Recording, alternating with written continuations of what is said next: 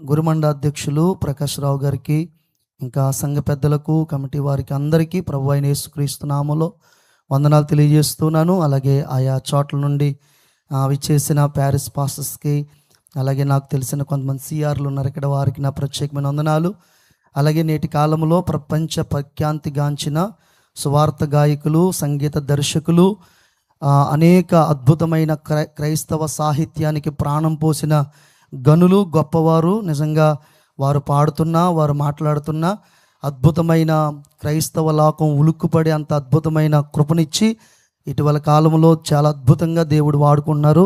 మరి AR Stevenson గారికి నా నిండు వందనాలు తెలియజేస్తున్నాను. నిజంగా వారితో ఈ సభ పంచుకోవడం అనేది నా అదృష్టంగా, భాగ్యంగా మరి ఎంచుకుంటా ఉన్నాను. దేవునికి మహిమ కలుగును గాక. రెండు చేతులు పైకి దగ్గరగా స్తోత్రం చెప్దామండి. హల్లెలూయా. కొంచెం గట్టిగా స్తోత్రం చెప్దామా? హల్లెలూయా. మంచిది ప్రియులారా, మరి ఇంతవరకు చాలా అద్భుతమైన రీతుల్లో ప్రభువుని ఆరాధించాం, ప్రభువుని స్తుతించాం. అయితే ఈ పూట మరి ఈ సాక్ష్యం ఏంటనేది ఒక మాట నేను చెప్పి తర్వాత ప్రియులారా మరి నా సాక్ష్యాన్ని చెప్పడానికి ఇష్టపడతా ఉన్నాను. దయచేసి అందరూ కూడా కాస్త శ్రద్ధ కలిగి ఈ మాటలు వినాలని, కేవలం మనమే కాదు కానీ ఈ చుట్టుపక్కల చాలామంది ఈ మాటలు వింటూ ఉన్నారు. నిద్ర మంచాల మీద ఉన్నా కూడా ఈ మాటలు వారికి వినబడతాయి ఖచ్చితంగా. కాబట్టి దయచేసి అందరూ శ్రద్ధగా ఈ మాటలు వినాలని ప్రభుపేట మనవి చేస్తున్నాను. నేను పరిపూర్ణంగా చనిపోయిన వ్యక్తినండి. నా కొరకు రోడ్డు మీద పాడిగట్టారు, శ్మశానంలో గొయ్యి తవ్వారు, శవస్నానం చేయించడానికి నీళ్లు కూడా సిద్ధపరిచారు. తీసుకెళ్ళి పాతి పెట్టేద్దాము అన్న సమయంలో సాక్షాత్తుగా ప్రభు అయిన యేసుక్రీస్తు వారి యొక్క ఆయన చెయ్యి, ఆయన హస్తము నన్ను తాకి చచ్చిపోయి నన్ను తిరిగి మరలా యేసయ్య బ్రతికించారు. గట్టిగా దేవునికి స్తోత్రం చెప్దామా? హల్లెలూయా.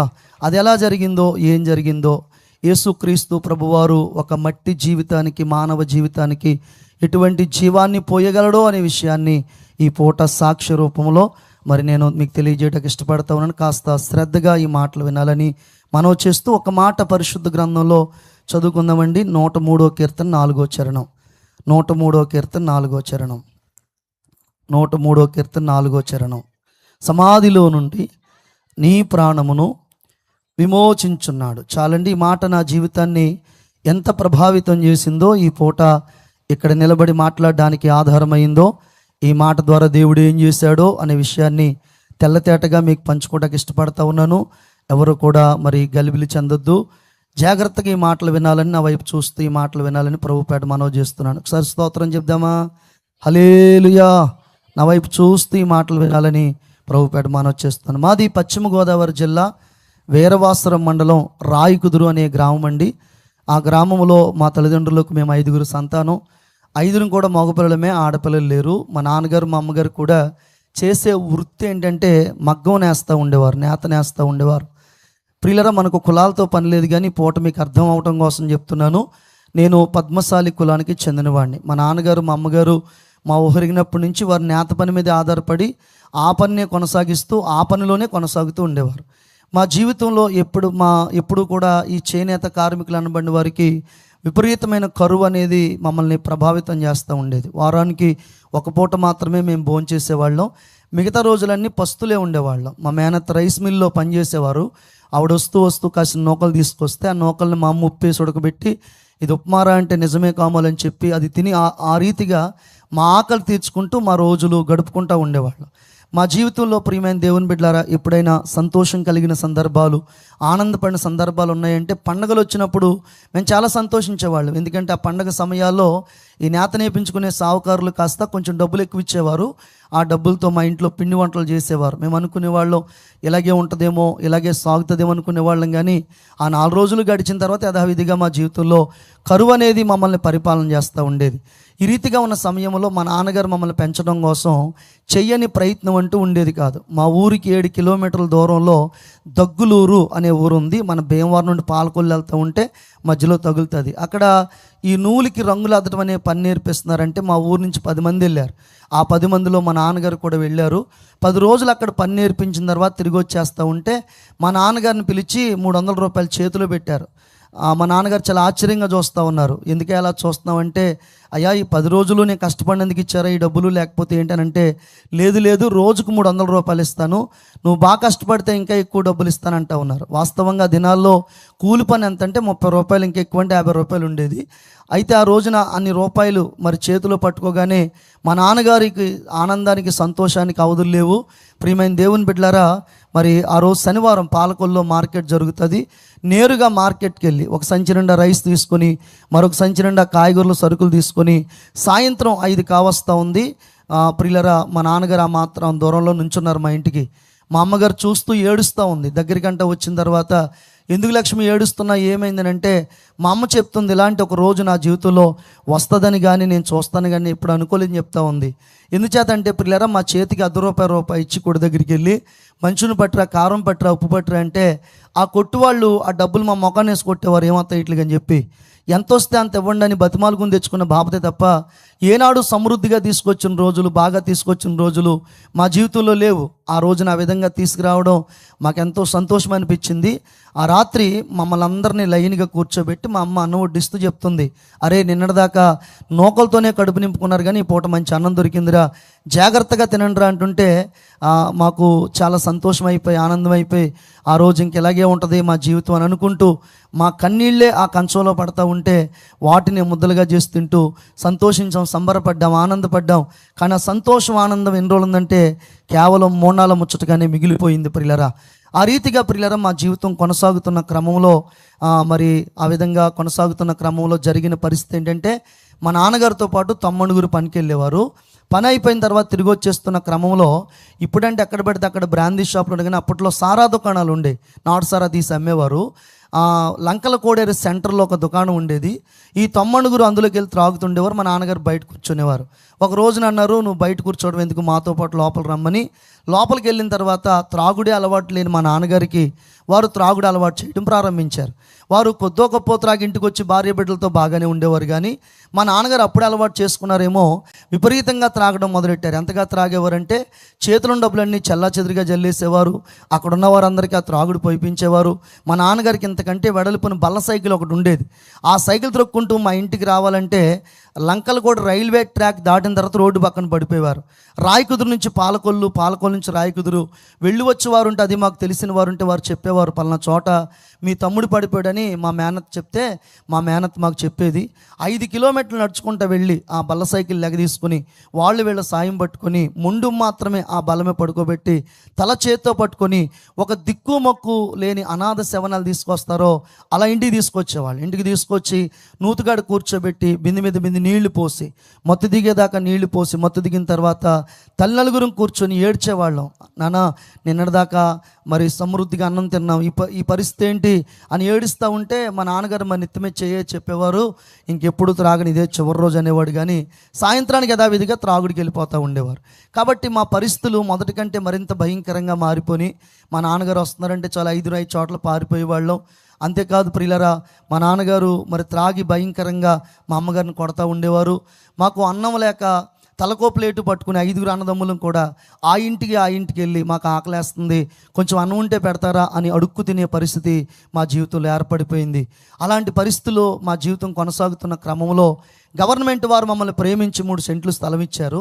వారే చుట్టూ కూడా ఫౌండేషన్ వేశారు. కొన్ని డబ్బులు చేతికిచ్చి గోళ్ళ కట్టుకోమని చెప్పారు. ఆ డబ్బులను కూడా మా నాన్నగారు త్రాగుడికి ఉపయోగించేశారు.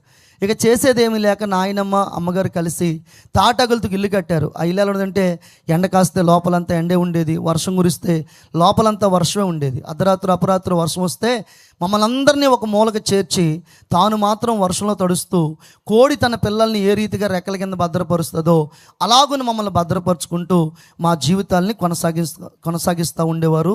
అలాంటి పరిస్థితుల్లో ఇప్పటికీ కూడా రాయకుదురులో చేనేత కార్మిక సొసైటీ అని ఒకటి ఉందండి. అక్కడ పనిచేసే కొంతమంది వ్యక్తులు మా ఇంటికి వచ్చి మా వాతావరణం చూసి, వీడు చూస్తే త్రాగుబోతు అయిపోయాడు, ఈ పిల్లల్ని వదిలేశాడు, మనం ఏదైనా చేస్తే బాగుండు అన్నట్టుగా వాళ్ళందరూ కూడా ప్రియులరా సంఘాలు పోజేసుకుని గోళ్ళ కట్టించడం ప్రారంభించారు. పైన వాసాలు వేశారు. బంగాళా పెంకి రప్పించి గుమ్మాలో పెట్టి మా నాన్నగారిని పిలిచారు. సత్యనారాయణ, నీకు ఏమాత్రం కొంచెమైనా సిగ్గనేది ఉంటే కనుక ఈ బంగాళా పెంకిని వేయించి గృహప్రవేశం చేయరా అంటే, ప్రియమైన దేవుని బిడ్డలారా, మా నాన్నగారికి చాలా బాధ కలిగింది. మాదో కాలనీ అనమాట అండి. ప్రతి ఇంటికి వెళ్ళి అప్పు అడుగుతూ ఉన్నాడు. ఎవరిని అడిగినా కూడా రూపాయి అప్పు ఇవ్వడానికి ఇష్టపడతలేదు. మొత్తం మా కాలనీ అంతది కానీ ఎక్కడ కూడా డబ్బులు పుట్టలేదు. రాయకుదురులో సుబ్బారాయుడు గారని ఒక 10 ఎకరాల పొలం కలిగిన ఒక ఆశ ఉన్నారు. ఆయన దగ్గరికి వెళ్ళి, అయ్యా ఒక 1000 రూపాయలు ఇస్తారా, మీ బాకీ వెంటనే తీర్చేస్తానంటే ఆయన అన్నారు, ఏం తీసుకొచ్చావు, బంగారం తీసుకొచ్చావా, ఏదైనా కాగితం తీసుకొచ్చావా, ఇలా ఇవి ఇప్పుడే ఇస్తానంటా ఉన్నారు. అవుంటే ఇక్కడ దాకా ఎందుకు వస్తానండి, మీరు ఇస్తే ఊరకనిచ్చినట్టు ఒక 1000 రూపాయలు ఇప్పించండి బాబు అని బతిమాలుతుంటే వెంటనే ఆయన అన్నారు, ఏదైనా ఒక వస్తువు తాకట్టు పెట్టుకోకుండా డబ్బులు ఇవ్వడం జరగదురా అబ్బాయి, వెళ్ళిపోమని చెప్పి మా నాన్నగారిని అలా బయట ఉంచి ఆయన తలుపేసుకుని లోపలికి వెళ్ళిపోయారు. సాయంత్రం 4 గంటల వరకు మా నాన్నగారు అక్కడే అరుగు మీద కూర్చున్నారు. సాయంత్రం 4 గంటలకు పొలం వెళ్దామని చెప్పి అడుగు బయటెట్టగానే ఆయన కాళ్ళు పట్టుకొని, అయ్యా మీరు తప్ప మాకు వేరే ఆధారం కానీ దిక్కు కానీ లేదండి, ఒక్క 1000 రూపాయలు ఇప్పించండి బాబు, మీ బాకీ వెంటనే తీర్చేస్తానంటే ఆయన అన్నారు, ఏదైనా ఒక వస్తువు తాకట్టు పెట్టుకోకుండా డబ్బులు అప్పివ్వడం జరగదురా అబ్బాయి, మరి నిజం చెప్పు నీ దగ్గర ఏమీ లేదా అంటే, ఏమీ లేదండి, నిన్న కాక మొన్న నా భార్య మంగళసూత్రాలు కూడా తాకట్టు పెట్టేసుకున్నాను, మీరు ఇస్తే ఊరకనిచ్చినట్టు ఒక్క 1000 రూపాయలు ఇప్పించండి బాబు అంటుంటే వెంటనే ఆయన అన్నారు, మరి నీకు ఎంతమంది కొడుకులు అని అడిగారు. నాకు 5 కొడుకులండి. నీ ఇంట్లో పెద్ద కొడుకుగా ఎవరైతే ఉన్నారో వాడిని తీసుకొచ్చి నా దగ్గర తాకట్టు పెట్టి అప్పుడు డబ్బులు ఇస్తానన్నారు. మా నాన్నగారికి అప్పటి వరకు వస్తువుల్ని మాత్రమే తాకట్టు పెట్టడం వచ్చు కానీ మనుషులను తాకట్టు పెట్టడం రాదు. ఆయన ఇచ్చిన ఆలోచన మేరకు మనుషులను కూడా తాకట్టు పెట్టవచ్చు అనమాట అని చెప్పి ఇంటికి వచ్చి ఇంట్లో ఉన్న పెద్ద కొడుకు చేయి పట్టుకుని బరబర ఈడ్చుకుంటూ వెళ్తూ ఉన్నాడు. ఎక్కడ తీసుకెళ్తున్నావు నాన్న అంటే సమాధానం చెప్పట్లేదు. తీసుకెళ్ళి ఆ సుబ్బారాయుడు గారు అని ఆయనకు అప్పగించారు.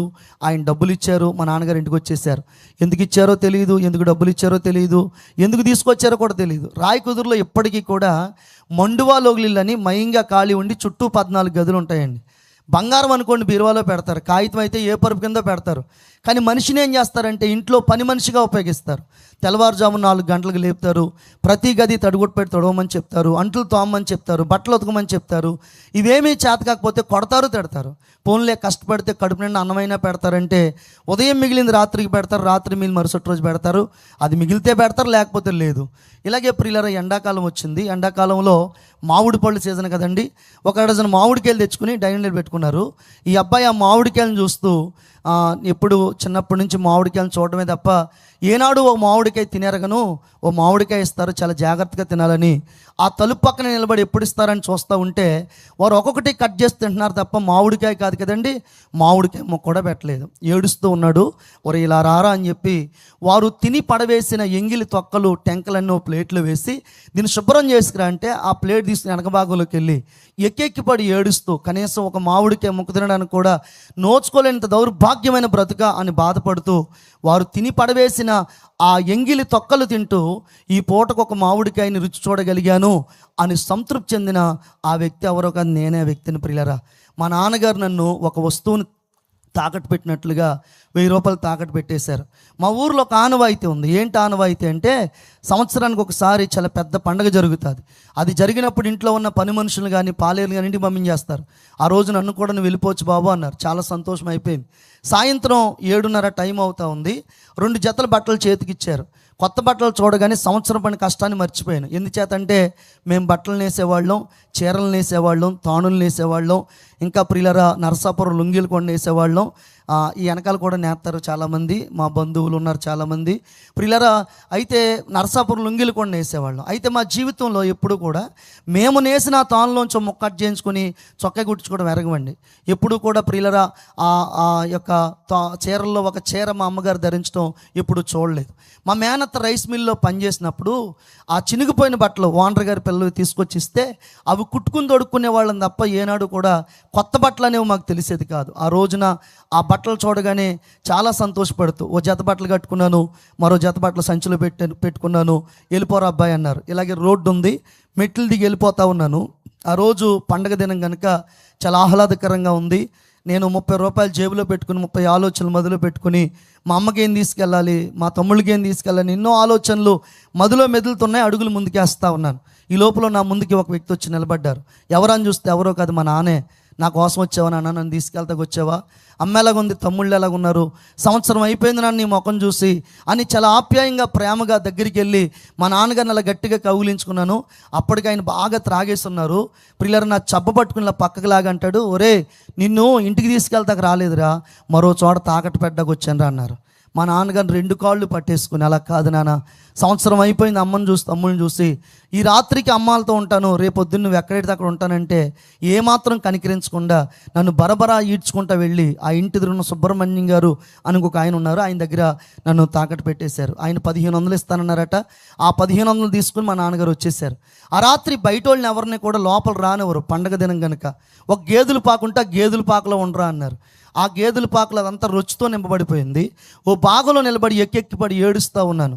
ప్రియులరా, నన్ను చూసే దిక్కు కానీ మాట్లాడే పరిస్థితి కానీ ఎవరికి లేదు. దాదాపుగా 8:30 నుంచి తెల్లవారుజాము 3:30 వరకు అలా నిలువు కాలు మీద నిలబడి ఏడుస్తూ ఉంటే ఒక వ్యక్తి వచ్చి నిన్ను లోపలికి రమ్మంటున్నారంటే లేలే. నా చేతికి ఒక చీపురు కట్టిచ్చారు, పైన గదులన్నీ శుభ్రం చేసుకురమ్మన్నారు. ఆ గదులన్నీ తుడుస్తూ ఉంటే నిద్ర వచ్చి అలా కింద పడి నిద్రపోతూ ఉన్నాను. 7:30 టైం అవుతూ ఉంది. ఆ ఇంటి యజమానురాలు పైకి వచ్చి పడుకుని నన్ను కాలుతో తన్ని లేపుతా ఉన్నారు. ఉలుక్కుపడి లేచి నా 2 చేతులు జోడించి, అమ్మా మీరు చెప్పిన పని అంతా చేస్తాను, నన్ను ఏమనొద్దని లోపులో నా చేతిలో ఉన్న చీపురు గడ్డ తీసుకొని నన్ను గట్టిగా 4 దెబ్బలు తల మీద కొట్టడం ప్రారంభించారు. ఎప్పుడైతే అలా గట్టిగా కొట్టారో సొమ్మసిల్లి పక్కబడిపోయాను. నాతో పాటు పనిచేసే ఒకరిద్దరు అక్కడ ఉన్నారు. వాళ్ళు గబగబా వచ్చి నా ముఖం మీద నీళ్ళు కొట్టి నన్ను పైకి లేపంటున్నారు. ఇక్కడ ఉంటే కొడతారు, తిడతారు, ఏదో అంటారు. ఇంటికి వెళ్ళిపో, మీ నాన్నగారు ఏదో రకంగా ఈ బాకీ తీర్చుకుంటారంటే ఇంటికి వెళ్తే మా నాన్న చంపేస్తారండి, కష్టమో నష్టమో బాధో ఇబ్బందో ఇక్కడే పని చేసుకుంటానంటే వాళ్ళు ఒప్పుకోలేదు. బలవంతంగా బయటికి గెంటేశారు. బయటకైతే వచ్చాను కానీ ఇంటికి వెళ్ళే ధైర్యం సరిపోవట్లేదు. రాయకుదురులో ఇప్పటికీ కూడా ఈ రోజు కూడా మరి బస్ స్టాండ్ ఎదురుగుండా కృష్ణమూర్తి గారి హాస్పిటల్ అని ఇప్పటికీ ఉందండి. అక్కడ ఒక మట్టి దిబ్బ ఉంటే ఆ దిబ్బ మీద కూర్చొని నెత్తి మీద చేతులు పెట్టుకొని గొళ్ళు మనం ఏడుస్తూ ఉన్నాను. ఇంటికి వెళ్తే మా నాన్న చంపేస్తాడు, ఇటు వెళ్తే వాళ్ళు కొడుతున్నారు, ఏం చేయనన్నట్టుగా ఏడుస్తూ ఉంటే, ప్రియమైన దేవుని బిడ్డలారా, వెనకాల ఎవరో నా భుజం మీద చెయ్యేసినట్టు అనిపించింది. ఎవరా అని చూస్తే ఆ హోటల్ యజమాని గారు కృష్ణమూర్తి గారు. బాబు, నా హోటల్ ముందు ఏడుస్తున్నావేంటి, ఏం జరిగింది అని అడుగుతూ ఉన్నారు. జరిగిందంతా చెప్పాను. విని ఆయన నా మీద చాలా ప్రేమతో మాట చెప్పాడు. ఆయన ఏమనంటే, నీకున్న బాకీ నేను తీర్చేస్తాను, నెలకు 100 రూపాయలు నీ చేతికి ఇస్తాను, కడుపు నిండా అన్నం పెడతాను, నిన్ను కొట్టనో తిట్టనో ఏమి అన్నో, దయచేసి నేను చెప్పిన పని చేస్తావా అన్నారు. ఏంటండి ఆ పని అంటే, ఏమీ లేదు, నా హోటల్లో ఎంగిలి కప్పులు కడగాలి, నా హోటల్లో మరి హోటల్ అంతా నువ్వు శుభ్రం చేయాలి, ఈ పని కనుక నువ్వు చేస్తే ఆ పని నేను చేస్తానన్నారు. సరే కదా, నా పనికి ఒప్పుకొని ఆ పని చేయటం ప్రారంభించాను. 6 మాసాలు గడిచేటప్పటికి నా చేతులన్నీ పాసిపోయి అన్నం తింటుంటే నా చేతుల్లోంచి నాకే దుర్వాసన వస్తూ ఉండేది. నా కాళ్ళన్నీ ఒరిసిపోయి రాత్రిపూట పడుకున్నప్పుడు ఆడవాళ్ళు ఎలాగైతే కాళ్ళకు పసుపు రాసుకుంటారో అలా పసుపు రాసుకుని పడుకునేవాడిని. ఈ రీతిగా 1 సంవత్సరం చేసి చేయలేక ఇంటికి వెళ్ళి మా అమ్మతో చెప్పానమ్మా, ఏదో ఒక పని చేస్తాను కానీ ఆ పని నేను మాత్రం చేయలేనంటే, నీ ఇష్టం బాబు అని చెప్పింది. ఇదంతా ఎందుకు చెప్పుకొచ్చానంటే, నా తండ్రి ఒక త్రాగుబోతు తండ్రి. ఈ రాత్రికాల సమయంలో చాలామంది మాట్లాడినారు, అయ్యా ఒకవేళ ఎవరికైనా ఇలాంటి అలవాటు ఉండి నా తండ్రి చేత ఎంత బాధించబడ్డాను ఇప్పుడు చెప్పాను. ఈరోజు నీవు కూడా అటువంటి త్రాగుడు అలవాటు చేసుకుని త్రాగుడు కోసమే బ్రతుకుతుంటే ఈ సభపక్షంగా నా 2 చేతులు జోడించి చెప్తున్నాను, నా తండ్రిని బట్టి ఎంత బాధించబడ్డానో నిన్ను బట్టి నీ కొడుకు, నీ కూతురు, నీ భార్య, నిన్ను కన్నతల్లిదండ్రులు కూడా అలాగే బాధించబడతా ఉన్నారు. కాబట్టి ఏ చోట ఉండినావో ఎక్కడుండి మాట్లాడినావో నాకు తెలియదు, కానీ ఖచ్చితంగా చెప్తున్నా ఒక మాట ఏంటంటే, నా తండ్రి వల్ల ఎంత నష్టపోయినో చెప్పాను. ఈరోజు నీ వల్ల నీ కుటుంబం ఎంత నష్టపోతుందో జ్ఞాపకం చేస్తున్నాను. కాబట్టి ఒకవేళ వీలైతే ఆలోచన కలిగి ఉంటే ఈ రోజైనా, ఈ దినమైందైనా ఆ త్రాగుడి నుంచి విడుదల పొందగలిగితే నీకన్నా అదృష్టవంతుడు మరొకడు లేడు. గట్టిగా దేవునికి స్తోత్రం చెప్దామా? చేతులెత్తి గట్టిగా హల్లెలూయా. నేను ప్రియులారా, ఏలూరు పంపుల చెరువు దగ్గర తాపి పని చేయడానికి వెళ్ళాను. ఉదయకాల సమయంలో సిమెంట్ బస్తా నెత్తి మీద పెట్టుకుని పైకి వెళ్ళి పైన సిమెంట్ బస్తా మెట్లు దిగుతున్నాను. కళ్ళు తిరిగిపోతూ ఉన్నాయి. కిందకంట వచ్చి అలా మెట్లు ఉంటే ఆ మెట్ల మీద కూర్చున్నాను. పెద్ద పెద్ద వాంతులు అయిపోతూ ఉన్నాయి. నా నోట్లోంచి ముక్కుల్లోంచి రక్తం వచ్చేస్తూ ఉంది. అలా రక్తం వచ్చేస్తూ ఉంటుంటే ఎప్పుడు అలా జరగలేదు, అదే మొదటిసారి. ఆ రక్తాన్ని చూసి నేను పక్క పడిపోయాను. అప్పుడు అక్కడ ఉన్న తాపి మేస్త్రులందరూ నన్ను చూసి, ఇదేంటి రక్తం కక్కుతున్నాడని ఆ పక్కనే ఉన్న ఒక ఆర్ఎంపీ డాక్టర్ దగ్గర తీసుకెళ్లారు. ఆ డాక్టర్ గారు నన్ను చూడగానే, పైనుంచి అయినా పడిపోయాడా, నోట్లోంచి ముక్కుల్లోంచి బ్లడ్ వచ్చేస్తుంది, ఏమైపోయిందని అంటే, ఏమీ లేదండి మామూలుగా ఇలా జరుగుతూ ఉంది, మరి ఎందుకో మాకు అర్థం కావట్లేదంటే నేను చూడను, పెద్ద హాస్పిటల్ తీసుకెళ్ళిపోండి అన్నారు. ఏలూరు ఆశ్రమ హాస్పిటల్ తీసుకెళ్లారండి. ఉదయకాల సమయం 9:30 తీసుకెళ్లారు. సాయంత్రం 5:30 వరకు ఈ గుండెకు సంబంధించిన ఈ భాగాలన్నీ కూడా వారు వైద్య సంబంధమైన పరీక్షలు చేస్తూ ఉన్నారు. చేసి 5:30కు ఒక రిపోర్ట్ వచ్చింది. ఈ గుండె దిగువ భాగంలో ఒక గెడ్డ ఉంది, లోపల పగిలిపోయింది. అది పగిలిపోవడం వల్ల ఇదంతా కూడా పాడైపోయింది. ఎప్పుడు చచ్చిపోతాడో మాకు తెలియదు. నెల మీద 15 రోజుల కంటే ఎక్కువ బ్రతకడు, తీసుకెళ్ళిపోండి అన్నారు. ఆ మాటలు విన్న మా మేస్త్రి గారు అన్నారు, ఇదేంటండి ఇప్పటిదాకా బాగానే పనిచేశాడు, ఇంతలోనే ఏం జరిగిపోయింది? అలాంటిది ఏం కాదు, దయచేసి ఒకసారి రిపోర్ట్లు మరలా పరిశీలన చేయండి. అమ్మ కాస్త విన్నే ఉండమ్మా, అమ్మ ఒక్కసేపు ఉండండి, సమయం లేదు కదా, వినండి, కూర్చోండి. ఎప్పుడైతే ప్రియులారా అలాగా ఆ మాట చెప్పారు, డాక్టర్ గారు మేస్త్రి గారు అన్నారు, ఇదేంటండి ఇప్పటిదాకా బాగానే పని చేసుకోండి, ఇంతలోనే అలాంటి మాటలు మాట్లాడతారు ఏంటంటే, డాక్టర్ గారు అన్నారు, నీ పేరేంటి బాబు అని అన్నారు. నా పేరు ఆదాము రాజు కంటే ముందు ఆదినారాయణ. ఆదినారాయణ అనబడి నీ వ్యక్తి యొక్క రిపోర్ట్స్ ఏం చెప్తున్నాయంటే, ఇక్కడ గడ్డ ఉంది, అది చాలా రోజుల బట్టి నుంచి ఉంది, అది పగిలిపోయి ఇదంతా కూడా పాడైపోయింది. ఆ గడ్డ ఏంటని మేము పరిశీలన చేస్తే అది క్యాన్సర్ గడ్డ అని తేలింది. కాబట్టి ఇతను బ్రతికితే నెల మీద 15 కూడా ఎక్కువ బ్రతకడు, తీసుకెళ్ళిపోండి అన్నారు.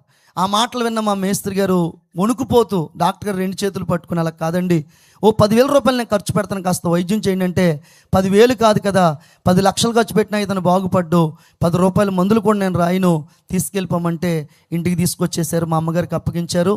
మా అమ్మగారు ఆ మాట వినగానే అక్కడే కుప్పకూలిపోయి గొళ్ళుమని ఏడుస్తూ, కుటుంబానికి ఎవరైతే ఆధారం అనుకున్న 4 రూపాయలు తీసుకొస్తాను అనుకున్నానో ఆ వ్యక్తికి ఇలాంటి రోగం రావాలని మా అమ్మ ఏడుస్తూ ఉంది. నాకు పంచనే ఒక మంచం వేశారు, అక్కడ పడుకోబెట్టారు.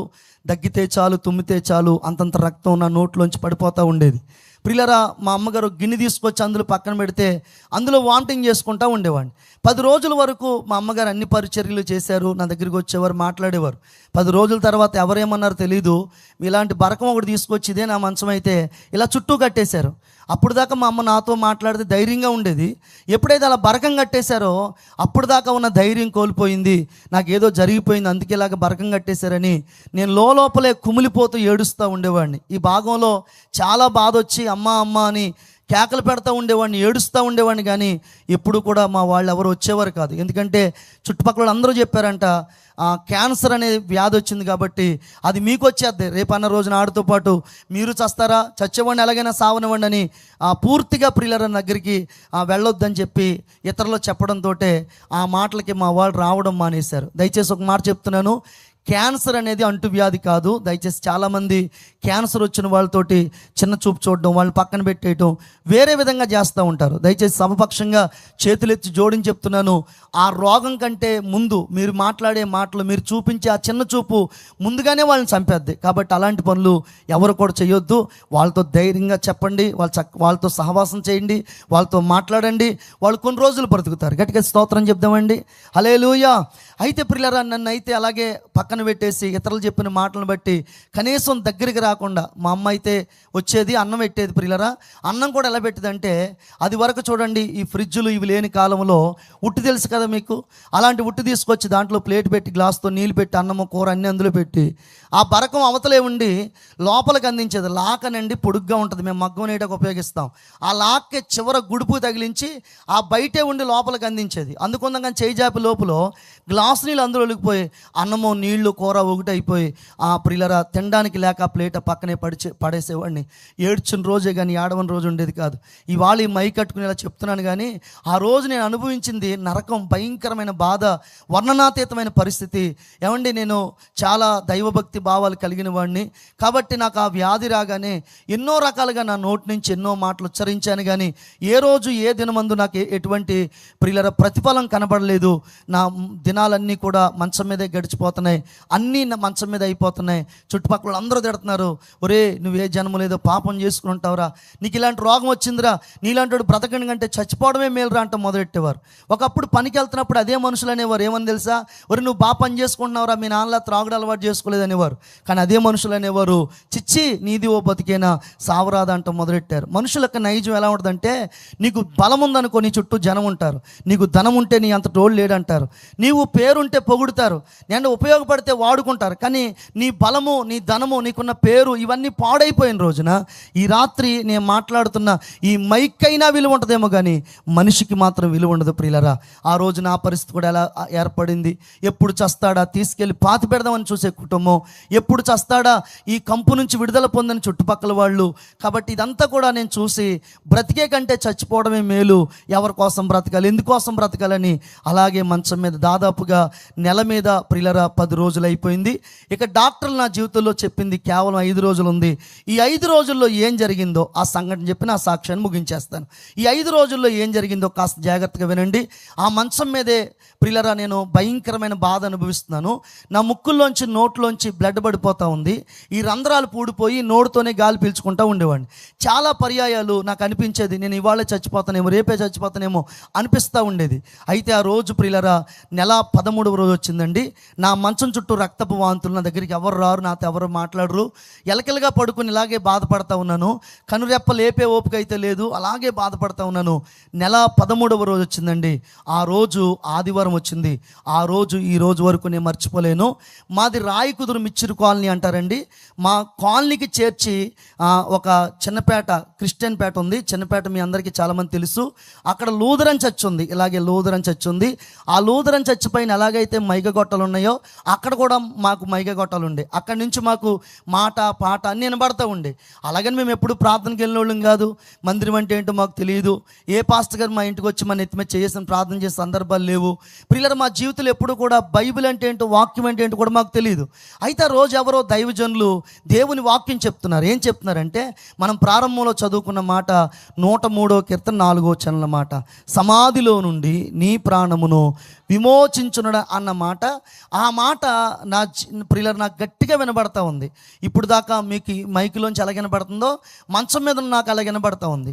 ఆ మాటకు అర్థమైతే నాకు తెలియదు, కానీ ఎందుకో తెలియదు ఆ మాటలో ఒక మాట నన్ను తాకుతూ ఉంది. ఏంటనంటే సమాధిలో నుండి నీ ప్రాణమును విమోచించుచున్నాడు అన్నమాట. ఏమండి, ఆ మాట ఒకసారి అంటే నాకు తాకేది కాదేమో, ఒకసారి అంటే వదిలేసేది కాదేమో. ఆయన చాలాసార్లు అదే మాట రిపీట్ చేస్తూ ఉన్నారు. అలా రిపీట్ చేస్తూ ఉంటే ఆ మాట ఎందుకో ఇన్నిసార్లు మాట్లాడుతున్నాడని అయినా నా మనసంతా మాట మీదకి వెళ్ళిపోయింది. ఒక 10-15 నిమిషాలు ప్రియులరా ఈ మాట ఏంటని అలాగే ఆలోచించడం ప్రారంభించాను. ఒక 10-15 నిమిషాలు ఏంటి ఈ మాట, ఇంత గట్టిగా ఆయన ఎందుకు మాట్లాడుతున్నారు అని నాకు తెలియకుండానే బైబిల్ అందులో ఒక మాట ఉంటుంది, వాక్యము వెల్లడకు తోడుగానే వెలుగు కలుగును, అది తెలివి లేని వారికి తెలివిని కలిగించునని. ఆ పూట ఆ మాట నాకు తెలియకుండానే తెలివిని కలిగిస్తూ ఉంటుంటే అలా ఆలోచిస్తుండగా 10-15 నిమిషాలు ప్రియులు అలా ఆలోచిస్తూ ఉన్నాను. ఇదే నా మంచం అయితే ఇదంతా కూడా భయంకరమైన రక్తపు వాంతులు, ఎలకలుగా పడుకున్నాను. రెప్పలేపే ఓపిక లేదు, ఏమవుతుందో అర్థం కావట్లేదు. అయితే ఎగూపురి దిగూపురి అన్నట్టుగా ఉంది. ఇలా గట్టిగా పట్టుకుని అలాగే బాధపడతా ఉన్నాను. అయితే 10-15 నిమిషాల తర్వాత ఇదే నా మంచం అయితే నా మంచము కుడి భాగములో ఒక తెల్లని వస్త్రాలు ధరించిన వ్యక్తి నిలబడి ఉన్నారు. గట్టిగా చప్పట్ల బిగ్గరగా స్తోత్రం చెప్దామా? హల్లెలూయా. ఆ నిలబడిన వ్యక్తి నాతో మాట్లాడడం ప్రారంభించారు. ఆయన ఏమని మాట్లాడుతున్నారంటే, ఇంతవరకు నేను ఎవరెవరినో అడిగావు బ్రతికించమని, కానీ నిన్ను బ్రతికించే ఏకైక దేవుడను నేనే అనే మాట స్పష్టంగా నాతో మాట్లాడుతున్నారు. ఆ మాట నాకు ఎలా ఉందనంటే, ఇప్పుడు దగ్గరగా కూర్చున్న మీకు ఈ మాటలో వినబడుతున్నప్పుడు ఎటువంటి వైబ్రేషన్స్ వస్తున్నాయో ఆ రోజు నాకు కరెంట్ షాక్ కొట్టినట్టు అయిపోయింది. నేను ఆ మంచం మీద అలాగే కరెంట్ షాక్ కొట్టినట్టు అయిపోయి తల మొదలుకొని అరిపాదం వరకు తడిసి ముద్ద అయిపోయినట్టు మారిపోయాను. ఈ రోమాలని లేచి నిలబడ్డాయి. ఏమైపోతుందో అర్థం కావట్లేదు. నాకు మొత్తం అంతా మంచం చుట్టూ చూశాను, ఎవరో కనిపించలేదు. కానీ నా కళ్ళ నిండా ఆ దివ్యమైన కాంతి, దేవునికి మహిమ కలుగును గాక. నాకు మొత్తం అంతా కూడా ఇది అయిపోతూ ఉంది. నాకు పైకి లేచి ఫలం చేస్తూ ఉంది అనిపించి గట్టిగా మంచాన్ని పట్టుకున్నాను. లేచి కూర్చున్నాను కానీ కళ్ళు తిరిగిపోతుండే. ఇదే నా మంచం అయితే ఇలా మంచం పట్టుకొని ఇలా మోకాళ్ళ మీదకి వెళ్ళాను. ఒక చెయ్యి ఏమో మంచమే పెట్టుకున్నాను, మరో చేత్తో ఇలా పట్టుకొని ఒకే ఒక మాట అడుగుతున్నాను, అయ్యా నువ్వెవరివో నాకు తెలియదు, కానీ నా మంచం దగ్గరికి వచ్చి నిన్ను బ్రతికించే దేవుడిని అంటున్నావు. నా తల్లి అయితే రాదు, నా తండ్రి అయితే రారు, మరి ఇదిగో నువ్వు బ్రతికిస్తానని చెప్తున్నావు, నన్ను బ్రతికించవా అని కేకలు పెడుతుంటే మా అమ్మగారు ఎక్కడున్నారో పరుగున వచ్చి ఆ బరకం పక్కనే కూర్చుని అంటది, ఒరే నిన్నెవడరా బ్రతికించేది, ఎందుకు అలా కేకలు పెడతావు అంటా ఉంది. కానీ ఆ మాటలు ఏం పట్టించుకోకుండా ఒకటే మాట, బ్రతికించవా అని చివరి కేక, బ్రతికించవా అని పెద్ద కేక పెట్టగానే బళ్ళుమని పెద్ద వాంతి అయిపోయింది. ఆ వాంతిలో పడిపోయాను. నా ముఖము నా తలంతా రక్తం అయిపోయింది. అలా ఉండిపోయాను ప్రియులరా. అలా ఉండిపోయేటప్పటికి అప్పుడు దాకా కేకలెట్టినోడిని అరిచినోడిని ఏ విధమైన శబ్దం రాకపోవడం చేత మా అమ్మ బరకం లేపు చూస్తే నేను రక్తంలో అలా పడిపోయానంటండి. ఉండిపోతే ఆ సమయంలో ప్రియమైన దేవుని బిడ్డలారా వెంటనే మా అమ్మగారు నన్ను గట్టిగా తడతా ఉంది నా భుజం మీద. ఏమనంటే, అరే పెద్దోడా లెగో అని తడతా ఉంటే నా నుండి ఎటువంటి చలనం లేదటండి. ఆ సమయంలో మా అమ్మ గట్టిగా ఏడుస్తూ ఉంటే చుట్టుపక్కల వాళ్ళందరూ చాలామంది మా ఇంటికి వచ్చి, ఎందుకు ఏడుస్తున్నా లక్ష్మి అంటే, ఏమో వీడు పెద్ద వాంతి చేసుకుని పడిపోయాడు, ఒకసారి చూడనంటే వెంటనే వాళ్ళు ప్రియులరా మరి నన్ను ముక్కులు కాడి ఇవన్నీ చేతులు పెట్టి చూసి, అమ్మ నీ కొడుకు మరి క్యాన్సర్ వ్యాధి కదా, వీడికి డాక్టర్లే చచ్చిపోతాడని చెప్పారు, మరి ఆడి కోసం ఏడుతావు ఎందుకంటే చచ్చిపోయాడు ఆల్రెడీ, నీకు నలుగురు కొడుకులు రత్నాలు అంటోళ్ళు, వారిని చూసుకో అని చెప్పి మా అమ్మగారిని బయటికి తీసుకెళ్ళిపోయారు. బయటికి తీసుకెళ్ళిపోయిన తర్వాత నేను ఆ రక్తంలో అలాగే పడి ప్రియులరా మరి ఉండిపోయాను. అప్పటికే చనిపోయి కొన్ని గంటలు అవుతా ఉంది. అయితే జరిగిన విషయం ఏంటంటే, మా ఇంటి పక్కన మారీ గారు అని ఒక ఆయన ఉంటారండి. ఆయనే గెళ్ళ తీసుకొచ్చారు, కొండ తీసుకొచ్చారు, పిడకలు తీసుకొచ్చారు, చాప తీసుకొచ్చారు, తాడు తీసుకొచ్చారు, రోడ్డు మీద పాడిగట్టారు. మరి కొంతమంది అయితే శ్మశానంలో గొయ్యి తవ్వారు. మరికొంతమంది మా ఊళ్ళో బంధువులు ఉన్నారు, మా ఇంటి పేరటోళ్ళు, ఇలా ఆదినారాయణ చనిపోయాడు త్వరగా రండి అంటే వాళ్ళు కూడా వచ్చేసారు. సాయంత్రం 5 అవుతూ ఉంది. 6 లోపులో శవాన్ని తీసుకెళ్ళిపోవాలి కనుక ఎవరి పనులు వాళ్ళు చేస్తూ ఉన్నారు. అయితే జరిగిన పని ఏంటంటే, నా దగ్గరికి అయితే ఎవరు రాలేదు, నేను అలా పడిపోయాను. అప్పటికి సమయము ప్రియులరా 5:30 టైం అయిపోతూ ఉంది. అయితే అప్పటికే నేను చనిపోయి గంటలు తరబడి అవుతూ ఉంది. కానీ నాకు ఒక విషయం జరుగుతూ ఉంది, ఇప్పటికీ అది వర్ణించడం నాకు అది అసాధ్యం ప్రియులరా. ఎడ్వర్డ్ విలియమ్స్ గారు ఒక సందర్భంలో ఈ విషయాన్ని జ్ఞాపకం చేశారు. అంటే మరణించిన వారు ఏం జరుగుతుంది, వాళ్ళు మరలా తిరిగి వస్తారు, ఆ మధ్యలో ఏం జరుగుతుందని ఈ మధ్యకాలంలో అద్భుతమైన ఒక ప్రస్తావన ప్రసంగం చేసుకుంటూ వచ్చారు. అయితే ప్రియులరా, ఆ పూట నాకు జరిగే విషయం ఏంటంటే, నా ఆత్మ ఒక చీకటి బిలాములో ఇరుక్కుపోయినట్టు కనబడతా ఉంది. ఏంటా చీకటి బిలాం అంటే, కన్ను కుట్టుకున్నా కనబడంత చిక్కటి చీకటి. ఆ చీకటిలోకి ఎలా వచ్చింది నాకు తెలియదు, చిన్నపాటి వెలుగు వచ్చింది. ఆ వెలుగు రాగానే చీకటంతా కనుమరుగైపోయింది. పట్టపగల వెలుగులో నిర్మలమైన ఆకాశం కనబడతా ఉంది. ఒక మబ్బు కానీ మేఘం కానీ లేదండి. నేను చూస్తూ ఉన్నాను. అలా చూస్తూ ఉండగానే దళ్ళున ఒక మెరుపు మెరిసింది. ఆ మెరుపుల మధ్యలోంచి రక్తముతో మిళితమైన ఒక హస్తం అండి కిందకి దిగి వస్తూ ఉంది. నేను అదే మొదటిసారి చూడడం, నా దగ్గరికంటా వచ్చింది. ఈ భాగంలో తాకింది ప్రియులరా. ఏ క్షణమైతే హస్తం వచ్చి భాగంలో తాకిందో, చచ్చిపోయిన నేను సజీవుడిగా మరలా బ్రతికాను. కొట్టాలి బిగ్గరగా చప్పట్లో స్తోత్రం చెప్పాలి. నేను కళ్ళబొల్లు మాటలో కల్పనా కథలు లేనిపోయిన విషయం చెప్పట్లేదు. జిల్లా చెప్పాను, మండలం చెప్పాను, ఊరు చెప్పాను, చేసే వృత్తి కూడా చెప్పాను. చాలామందికి రాయి కుదురు అంటే తెలుసు మీకు. అలాగే చాలామంది వెళ్ళి అడిగారట, మా చుట్టుపక్కల అందరిని అడిగారట. అప్పుడు వాళ్ళు చెప్పారట, అవును బాబు, ఆయన చనిపోవడం వాస్తవమే, కానీ ఆయన బ్రతికించింది మాత్రం ప్రభువైన యేసు క్రీస్తు. గట్టిగా దేవునికి స్తోత్రం చెప్దామా? హల్లెలూయా. ఎప్పుడైతే అలా జరిగిందో, ఆ హస్తం తాకిన తర్వాత నన్ను ఎవ్వరూ లేవదీయలేదండి. ఆ రక్తంలో నుండి నాకు నేనే దిగ్గున లేచాను. దేవునికి మహిమ కలుగును గాక. ఏదో బలమైన శక్తి నాలోనికి రావడం ప్రారంభించింది. నా ఎముకలు, నా మూలుగులు, నా కండరాళ్ళు ఆ శక్తి చేత నింపబడినప్పుడు నన్ను ప్రియులరా, నేను అలాగ నిలబడి గంతులేయాలి, అరవాలి, నేను బ్రతికాను అని కేకలు పెట్టాలనిపిస్తూ ఉంది. ఈ భాగంలో బరువు ఎవరో తీసేసినట్టుగా ఈ తేలికైపోయిందండి. నేను చూసుకుంటా ఉన్నాను. 25 రోజులు అయిందండి స్నానం చేసి. రోత కంపు కొడుతున్నాను ప్రియులరా. పైకి రోతగా ఉన్నాను, కానీ నా హృదయం మాత్రం చెప్పనసక్యంగానంత గొప్ప సంతోషంతో నింపబడిపోయింది. బిగ్గరగా స్తోత్రం చెప్దామా? హల్లెలూయా. ఇక నేను నిలబడి చూసుకుంటున్నాను. నన్ను ఎవరో, నా లోపలికి ఎవరు రావట్లేదు. ఆ బరకం అవతల ఇద్దరు మాట్లాడుకున్నారు. ఏమనంటే, నువ్వెళ్ళరా అనుకుంటున్నారు, కానీ ఏ ఒక్కడు రావట్లేదు. సర్లే ఎలాగొచ్చి వెళ్ళలేరు, నేనే బయటికి వెళ్ళిపోతే గొడవ ఉండదని ఆ బరకాన్ని ఇలా పైకి లేపుకుని నడుచుకుంటా వీధిలో ఉంటుందని నుయ్య ఆ నూతుగాడి నిలబడితే అక్కడ కట్టబడిన పాడి కనబడుతుంది, వచ్చిన బంధువులు కనబడుతున్నారు, నీళ్ళతో నింబడిన బిందులు కనబడుతున్నాయి. కానీ ఏ ఒక్కడు నా వైపు అయితే చూడలేదు, ఎవరు పనులు చేసుకుంటా ఉన్నారు. సర్లే అలాగా చూసేళ్ళలేరండి. నేనే శాత్ తీసుకుని ఇలా నూతులు వేసుకుని ఇలా నీళ్ళు తోడుకుని నెత్తండ పోసుకుని ఉంటే, అప్పుడే ఎవరా స్నానం చేస్తున్నారని అక్కడ ఉన్న వాళ్ళందరూ నూతి వైపు చూశారు. అలా చూడగానే వాళ్ళ కంటి చూపే కానీ నోటు మాటలేదు. గట్టిగా దేవునికి స్తోత్రం చెప్దామా? హల్లెలూయా. వీడు చచ్చిపోయాడుగా, వీడి కోసమే పాడి కట్టాం, వీడి కోసమే నీళ్ళు తోడాం, వీడి కోసం ఇన్ని పనులు చేసాం, అయినా వీడు మనిషా లేకపోతే ఇంకేమన్నా చెప్పి నా దగ్గరికి వచ్చి నానా పరీక్షలు చేశారండి. ఒకడేమో చెయ్యట్లు లాగుతాడు, ఒకడేమో బొగ్గట్టు లాగుతాడు, ఒకడు మనిషినే ఊపుతాడు. ఎన్ని పరీక్షలు చేసిన విషయం ఏంటంటే, వీడు మనిషేరో అని చెప్పి ఎవరింటికి వాళ్ళకి వెళ్ళిపోయారు ప్రియులరా. నిర్ఘాంతకు పోయారు. ఏమైపోయిందో అర్థం కావట్లేదు. నేనైతే స్నానం చేశాను, లోపలికి వెళ్ళాను, మారుబట్టలు కట్టుకున్నాను. కాండ్రగించి మూసిన ఆ ఉమ్ములో రక్తపు జీర కూడా లేదు. కొట్టాలి బిగ్గరగా చప్పట్లు, స్తోత్రం చెప్పాలి. హల్లెలూయా. చాలా పొదుపుగా కొడతాను చప్పట్లు, బాగా కొట్టండి. హల్లెలూయా. అయితే ఏ ఆశ్రమ హాస్పిటల్ డాక్టర్ గారు అయితే ఇక్కడ గడ్డ పగిలిపోయింది అంతా పాడైపోయింది అన్నారో, అదే ఏలూరు ఆశ్రమ హాస్పిటల్కి వెళ్ళాను. ఆ డాక్టర్ గారు ముందు నిలబడ్డాను. ఆయన ఆ రోజు ఉదయం నుండి సాయంత్రం వరకు నాతోనే ఉన్నారు. ఈ పరీక్షలన్నీ చేసి నా విషయంలో కొంచెం మేస్త్రి గారికి ఆయనకి వాదోపవాదాలు జరిగినాయి కాబట్టి నన్ను చూడగానే గుర్తుపట్టి అన్నాడు ఆయన, నువ్వు ఇంకా బతికే ఉన్నావు అని అడిగారు. అవునండి బతికే ఉన్నాను. ఇంత బాగున్నావు ఏంటి అన్నారు. అది చూస్తారని వచ్చాను. లోపల తీసుకెళ్లారు, షర్ట్ ఇప్పమన్నారు. ఇదంతా ఏదో రాశారు. ఓ 10-15 నిమిషాల తర్వాత నన్ను లేపంటున్నారు, నీ పేరు ఆదినారాయణనా? అవునండి. మరి ఆదినారాయణ అయితే ఇక్కడ గడ్డ పగిలిపోయి అంతా పాడైపోయిందిగా, మరి ఇప్పుడేమైందంటే ఆ గడ్డకు సంబంధించిన మచ్చ కూడా లోపల కనిపించట్లేదు, దాని ఆనవాళ్ళు కూడా కనిపించట్లేదు, దాని రూపం కూడా కనిపించట్లేదు. మీలో కొంతమందికి చప్పట్లు కొట్టాలనిపించట్లేదు. కొట్టని గట్టిగా చప్పట్లు, బిగ్గరగా స్తోత్రం చెప్పాలి. హల్లెలూయా. చెప్పు, నువ్వు కదంటే నేనేనండి అన్నాను. మరి నువ్వైతే ఏం జరిగిందో చెప్పంటే, ఏమో నాకు తెలదండి, నెల 13వ రోజు మీరు అన్నట్టుగా నేను చనిపోయానండి.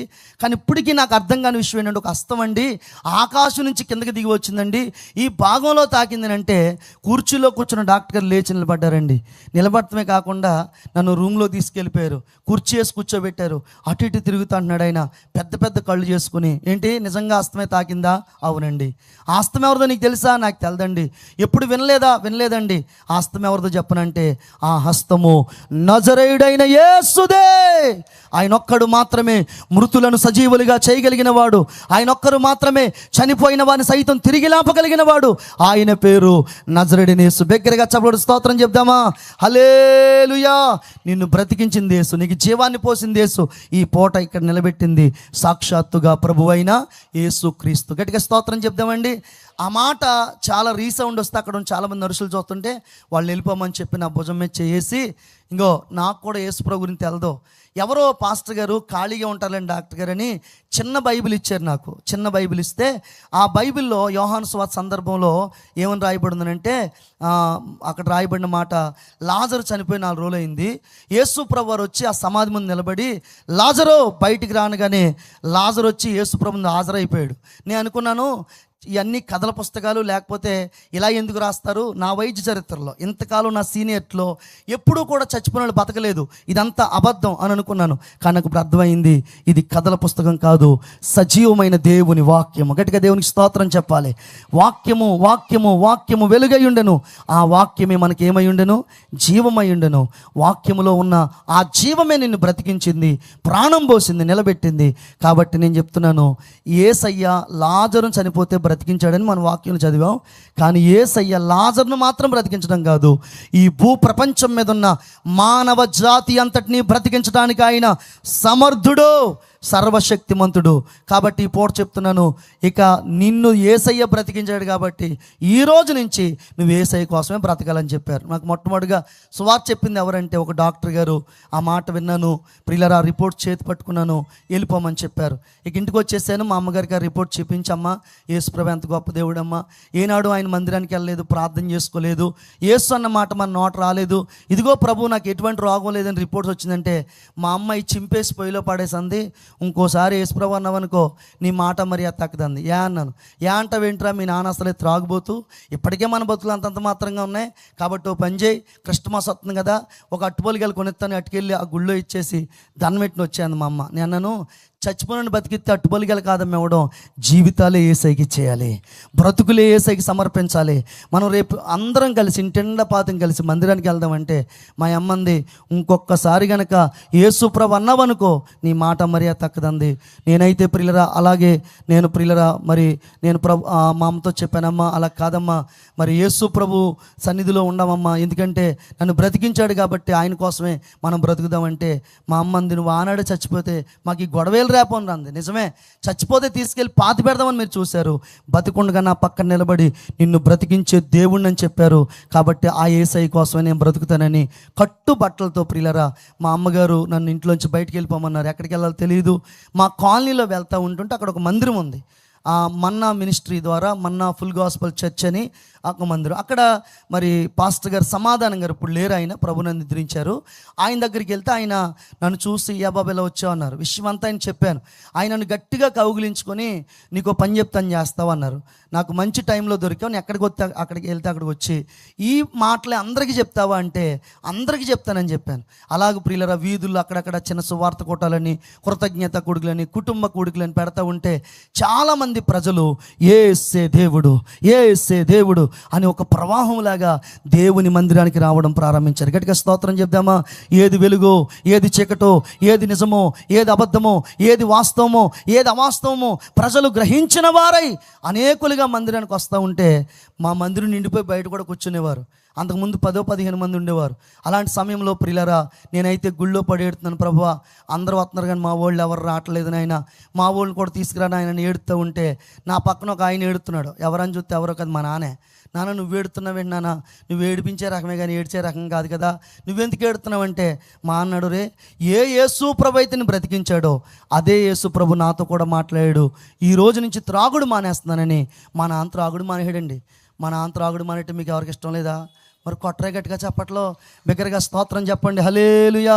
ఏమండి, ఒక త్రాగుబోతు మారిపోవటం అంటే అది మనిషి మాట వల్ల మరొక పని వల్ల జరగదండి. హృదయాలు ఎరిగిన దేవుడే హృదయాన్ని మార్చాలి, మనసు ఎరిగిన దేవుడే మనిషిని మార్చాలి. హృదయాలు ఎరిగిన దేవుడు, మనసు ఎరిగిన దేవుడు ఆ ప్రభువైన యేసుక్రీస్తు వారు వేరే త్రాగుబోతైన మా నాన్నగారిని మార్చేశారండి. ఆ తరువాత ప్రియమైన దేవుని బిడ్డల అద్భుతమైన కృప ఏంటంటే ఆ తరువాత ప్రియులరా మా అమ్మగారు మారిపోయారు. ఇంతటి త్రాగుబోతు మారిపోతే మా అమ్మ మారిపోదండి. మరి నలుగురు తమ్ముళ్ళు మార్పు చెందారు. నాయనమ్మ, తాతయ్య, మేనత్తమ్మ అందరూ మార్పు చెంది నేను నా ఇంటి వారము యెహోవానే సేవించదమని ఆ సంపూర్ణ వాగ్దానము మా జీవితంలో నెరవేర్చబడింది. అద్భుతంగా ప్రియులరా ప్రతి ఆదివారం చక్కగా బైబిల్ చేత పట్టుకుని ఇలా వీధి అంటే వెళ్ళిపోతుండేవాళ్ళు. ఆ పక్క ఈ పక్క వాళ్ళు మమ్మల్ని తిడతా ఉండేవారు. ఒరే నిన్నదాకా ఈ సత్యనారాయణ తాగేసి మనల్ని తిట్టేవాడు ఇవాళ గొర్రెపిల్ల బైబిల్ ఎట్టు వెళ్ళిపోతున్నాడు, ఇంత మార్పు కారణం ప్రభు కాదా? మనం కూడా మారితే మన కుటుంబాలు కూడా మారతాయని మా వీధిలో 30 కుటుంబాలు మారిపోనియండి. గట్టిగా దేవునికి స్తోత్రం చెప్పాలి, హల్లెలూయా. 1 నన్ను బ్రతికించడం కాదు, 2 నా తండ్రిని మార్చడం కాదు, 3 నా కుటుంబాన్ని మార్చడం కాదు, 4వదిగా మా వీధి వారిని కూడా యేసయ్య మార్చేశారండి. ఆ గొప్ప వెలుగు, మహా వెలుగు మా ఇంట్లో వెలిగింది. మందిరంలో కొనసాగుతున్నాను ఒక పరిచారకుడిగా. ప్రభు నాతో అన్నారు, నా పని చేయన్నారు. నేను అన్నాను, నీ పనికి నేను పనికిరాను ప్రభు అని. అన్నారు, నాకు ఊ అంటే ఆరాదు, ఆ అంటే ఊరాదు. ఎందుకంటే నాకు చదువు లేదండి. కనీసం మా నాన్న స్కూల్లో కూడా జాయిన్ చేయలేదు. తాకట్టు పెట్టుకోవడమే సరిపోయినప్పుడు ఇంకెక్కడ జాయిన్ చేస్తాడు స్కూల్లోని. కాబట్టి నాకు చదువు లేదండి. ఈ రెఫరెన్స్ కూడా మా పాస్టర్ గారు చెప్పారు. ఏమనంటే నీకు ఏ మాట అనబడింది అని అంటే మన లోదరాన్ని చచ్చి పై గొట్టంలో ఉండండి సమాధిలోంచి నీ ప్రాణం విమోచించబడి అని మాట అనబడిందంటే ఆ మాట ఎక్కడుందో తెలుసా అంటే ఇలా పలానా 103 కీర్తన 4వ చరణంలో ఉంది. ఆ మాట చెప్పి సెలరేగిపోన్నారు. ఆ మాట ఎవరో ఒకరు చదివేసేవారు. ఒక అమ్మ ఊరుకునేది కదా, ముందుకు వచ్చనేది ఎప్పుడు చూసినా 103 కీర్తన 4వ చరణం నేలాడుతున్నావు, ఎన్ని వచనాలు లేవు బైబిల్లో, ఇంకో వచనం చెప్పొచ్చు కదంటే నాకు తెలదమ్మా, మీకు ఏమన్నా తెలిస్తే మా పాస్టర్ గారిని అడగండి అనేవాడిని. కాబట్టి నాకు చదువు లేదు ప్రియులరా, నాకు చదువు లేదు కాబట్టి నేను అనేవాడిని, నీ పని చేయలేను ప్రభు, నీ సేవ చేయలేను, ఏదో పని చేసుకుంటా సాక్ష్యం చెప్తా పాస్టర్ గారికి సహకారిగా ఉంటానంటే ప్రభు అన్నారు, ఏదో పని చేసుకుంటామని కాదు నిన్ను బ్రతికించింది, నా పని చేస్తామని బ్రతికించాను. గట్టిగా దేవునికి స్తోత్రం చెప్దామా? ఇలాగే మందిరంలో పడుకునేవాడిని అండి. తెల్లటి గోడ మీద నల్లటి అక్షరాలు, పెద్ద పెద్ద అక్షరాలు అండి. చదువు అని ఒక స్వరం వినబడేది. నేను చదవలేనయ్యా అనేవాడిని. ప్రియులరా అప్పుడు ఒక హస్తం, ఏ హస్తం అయితే ఇక్కడ వచ్చి బ్రతికించిందో అదే హస్తం రేలు చూపిస్తూ కీర్తనల గ్రంథం 1వ కీర్తన నుంచి 150వ కీర్తన చివరి చరణం వరకు దాదాపుగా 3 నెలల 15 రోజులు ప్రియులరా ఈ అక్షర జ్ఞానం లేని నాకు యేసయ్య అద్భుతంగా తన వాక్యాన్ని నేర్పించారండి. కొట్టల దగ్గరగా చప్పట్లు స్తోత్రం చెప్పాలి. ఇక్కడ చాలామంది చదువుకున్న తల్లులు, చెల్లెళ్ళు, అన్నలు, తమ్ముళ్ళు చాలామంది ఉన్నారు. అయ్యా నాకు అక్షర జ్ఞానం లేదు, కానీ ఈ పూట 66 పుస్తకాలు చదువుకునే భాగ్యం దేవుడిచ్చాడు.